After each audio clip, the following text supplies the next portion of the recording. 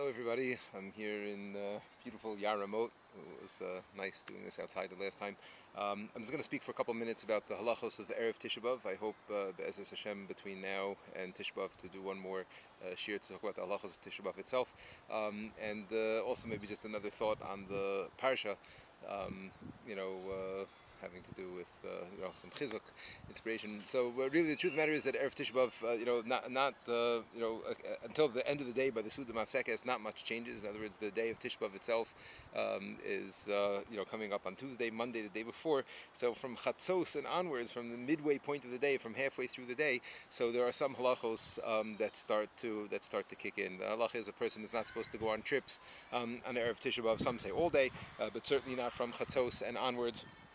A person is not supposed to, go for a walk or anything along those lines. And even those areas of Torah that a person is not allowed to learn on Tisha BAv itself, so already from Chatzos, from the midway point, on Erev Tisha BAv, middle of the day, 1 o'clock, thereabouts, so a person is not allowed to learn those things. You're not allowed to learn Torah either, because again, Torah is something that is, misameach a person, and going into Tisha BAv, a person is not supposed to be happy. But other than that, all the regular halachos of the 9 days apply.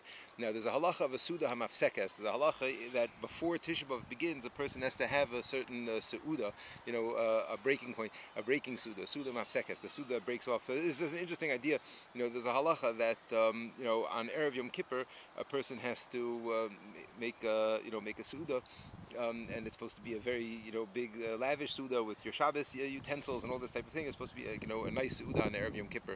And then we go to the shul for Kol Nidre. And on Erev Tisha BAv, there's a very different type of a Suda that we have. And we'll talk about it in a second, the Suda Mafsekes, where we sit on the floor and we eat bread with eggs and that type of thing. And I just saw once a very beautiful explanation in Sefer Nitei Gavriel. He says, that really, Yom Kippur is a very happy day. It's a big yontif, and if we'd be allowed to eat on Yom Kippur, so then the su'uda that we would eat would be a yontif meal. It would be a lavish meal. But since we can't eat on Yom Kippur itself, so then we push that su'uda up and we have it Erev Yom Kippur. And the same thing, Tisha BAv itself. If there was a meal that we could eat on Tisha BAv, it would be a meal of avelus. So it would be like a meal of mourning. But since we can't eat that meal on Tisha BAv because it's asur to eat, so then we have that meal before, and it's called the Suda Mafsekes. The halacha is like this: a person should make a regular meal first in order to fill up, so that they could fast easily. There's no halachos about that meal. In other words, you could wash, you could not wash, you could have pasta. Obviously, you can't have meat or anything along those lines. But that's just a meal in order for a person to be full, so that the fast shouldn't bother them. But the halacha is that there's a special meal that a person has to have right before the fast, called the Suda Mafsekes. And this meal has to be its own freestanding meal. And that means that if you do eat a big meal in order to fill up before the fast, you have to take some sort of a break between that meal and the Suda Mafsekes, because the Suda Mafsekes is its own little meal with its own halachos, and it can't be connected to the bigger meal. So basically what people usually do is they plan their day in such a way that they eat their big meal in the afternoon, then they take a break for mincha. Most of the shuls in communities will schedule mincha at that point, several minchas during the afternoon at that time, so people can go from that one meal, daven mincha, and then go back home and then start the Suda Mafsekes. Now the halacha of the Suda Mafsekes is as follows. It should be the last thing that you eat before the fast begins. The halacha is that you sit on the floor.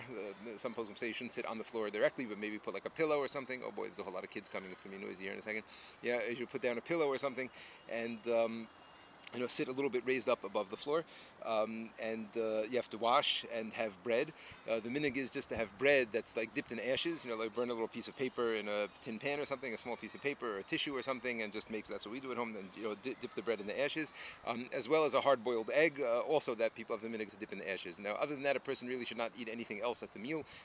It should just be the bread and the ashes, and we should sit on the floor. And again, we say, this is the meal for Tisha BAv, this is the Suda that we're eating, because unfortunately we don't have the Beis Hamikdash, and we're still here in Galus.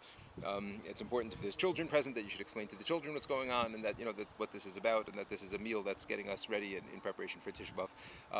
Following the eating of the meal, a person you shouldn't eat it if there's three men should not sit together, because you're not supposed to make a mezuman, a zimun after eating together.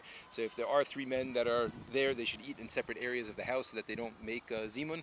If they did end up eating together because they didn't realize this and they forgot, then the halach halachas, you do not make a mezumin. So that's just something to remember. Following the meal, so you bench. You should have in mind that when you bench, you are not officially accepting the fast, and that way, if you want to continue drinking until the fast begins, you could drink and stuff like that. But after you bench, basically, it should be right before the fast begins, and you should give you enough time maybe to wash out your mouth or something and change your shoes, etc. And we'll get into the the halachos of shoes and washing and everything else. Hopefully next time. One thing that the poskim do point out is that a person shouldn't go into Tisha BAv even. It's like this on Yom Kippur also with a sweet taste in their mouth. In other words, you shouldn't use mouthwash right before Tisha BAv begins, or suck on a candy right before, so that you have that sweet flavor in your mouth when the fast begins. It's really preferable not to do that. Mishnah Berurah quotes this from the poskim. Okay, like I said, Emir Hashem, we're going to have another shir about the halachos of Tisha BAv coming up. I just wanted to share a very quick thought about the Devarim. That it's the Mesilas Yesharim writes like this. A person who's lazy is in the midah of Zrizus, Perek Vav in Mesilas Yesharim. He says a person who's lazy, so he's going to have all the excuses, he's going to have all the cheshbonot, he'll have it all worked out in his head to justify why he is the way he is. But really, it's his laziness that's dictating, his perspectives, not his perspectives dictating his behavior. Right? His behavior is laziness. He doesn't want to have to do things, and therefore he'll see things in such a way that make it that he doesn't have to do things. You see this amazing thing at the beginning of the parsha of this week. The Torah says like this: Elu dvar masher diber Moshe el kol Yisrael be'ever Yarden. Yeah. So the second Rashi on the parsha says kol Yisrael el kol Yisrael. So what does it mean that all of Klal Yisrael is there? Why? What's the point of this? Ilu hochiach miktasan, to teach us that if Moshe Rabbeinu, the parsha like we mentioned last time, the whole Sefer Devarim is a big musar shmuz. It's a big Moshe Rabbeinu giving tochacha, giving musar, giving chizuk to the people, telling them how to be and telling them the mistakes that they've made in the past and how to correct them, and the mistakes that their forefathers made, etc. So ilu hochiach miktasan, if Moshe Rabbeinu only would have been addressing a group of the people and not everybody, right? So let's say some people would have been there, but there would have been some people that would not have been there. They would have been elsewhere. Hayu elu shebeshuk, those people that were at the marketplace, meaning not with Moshe Rabbeinu, omrim, they would say, ilu hayisem shomim ben Avram lo yeshivasam davar bekach bekach atem hayisem shomim. You heard all this stuff from Moshe Rabbeinu, yeah, and you didn't answer him. As Moshe Rabbeinu spoke about the Chet Meraglim, and you just took that lying down. You didn't tell him that no, of course we were right for doing the Meraglim. You just took all these things. You didn't answer him anything. Ilu hayinu sham hayinu meshivim oso. If I would have been there, I would have answered Moshe Rabbeinu when he gave me musar and he gave me tochacha. I would have had what to answer him. Yeah, lakach kinsam kulam. So therefore, Moshe Rabbeinu got all of them together. Va'amar lahem, and he said to them, "Harei kulchem kan. Everybody's here. Kol mi sheyesh lo tshuva yashiv. Anybody who has what to say it. If you disagree with what I'm saying, you don't agree with me, you think I'm wrong, so speak up. Everybody's here." This Rashi is quite incredible because let's think about this for a second. Rashi is telling us a fact. If they wouldn't have all been there. Right? If they wouldn't have all been there, there would have been people that would have been at the marketplace, let's say, and they would have said this, right? Moshe Rabbeinu would have said, be a good Jew. And they would have said, no, we don't have to be a good Jew. And all of you who heard you had to be a good Jew, you didn't answer Moshe Rabbeinu. You could have answered him. You could have told him, a teretz about, that why it's okay to be lazy and all these other things, right? They would have had answers. They would have had, explanations for their ways. But you don't find that anybody spoke up to Moshe Rabbeinu. In other words, those same people that if they would not have been there, right, if they would have been in the marketplace, they would have had these thoughts afterwards. Those same people, when they were with Moshe Rabbeinu, they didn't have anything to say. And the Baalei Musar point out a very powerful thing from here. When a person, when a person, is faced with the MS in a very clear way, so then, a person has no choice but to face it. When a person is, people would be in the shuk, the people wouldn't be with Moshe Rabbeinu, so they would be able to convince themselves. Wow, they would have been able. They would have been able to. They would have. They would have had what to say. They would have had what to answer. But if since they saw it with Moshe Rabbeinu, since they were there, so then then they wouldn't have. Anyway, I really have to go because this place is being surrounded by children and people are looking at me funny.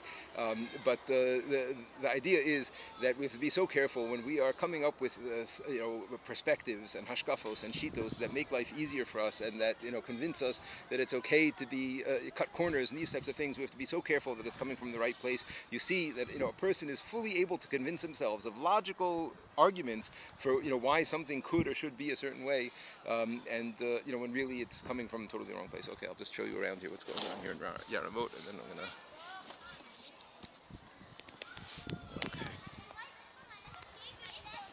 good Shabbos, everybody.